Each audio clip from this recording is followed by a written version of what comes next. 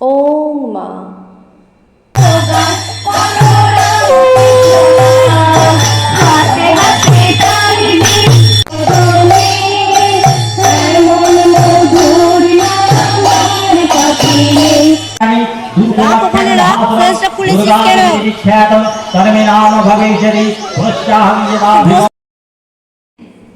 ওং স্থাপকায় চ ধর্মস্য সর্বধর্মস্বরূপিণে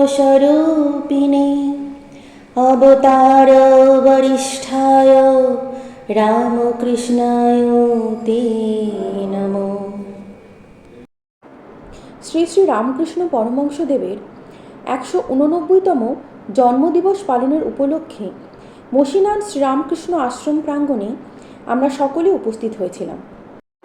সকালে ছিল প্রভাত ফেরির অনুষ্ঠান, আর তারই প্রস্তুতি পর্ব চলছে।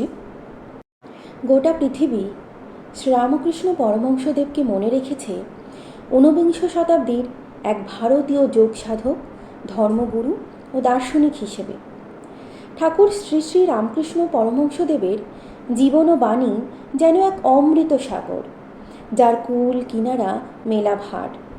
তাঁর জীবন দর্শন, ঈশ্বর চেতনা ও আধ্যাত্মবাদ অত্যন্ত সহজ সরল কথায় ও স্বকীয় প্রকাশভঙ্গিমায় তিনি ব্যক্ত করেছেন, যা কিনা যুগ যুগ ধরে আধুনিক মানব সমাজের কল্যাণেও সমানভাবেই প্রাসঙ্গিক।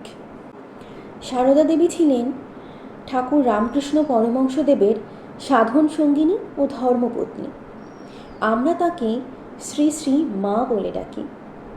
মা শব্দটির মধ্যেই কেমন যেন একটা নিরাপদ আশ্রয় ভাব জুড়ে থাকে। মা সারদা আমাদের উদ্দেশ্যে বলেছেন, জানবে কেউ না থাক, তোমাদের একজন মা আছেন। মা সারদার এই কথাই আমাদের শক্তি দেয়, সাহস দেয়।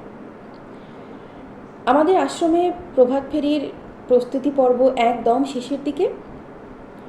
আমরা সকলে মিলে বেরিয়ে পড়েছি প্রভাত ফেরির উদ্দেশ্যে। চলুন, আপনারা দেখতে থাকুন।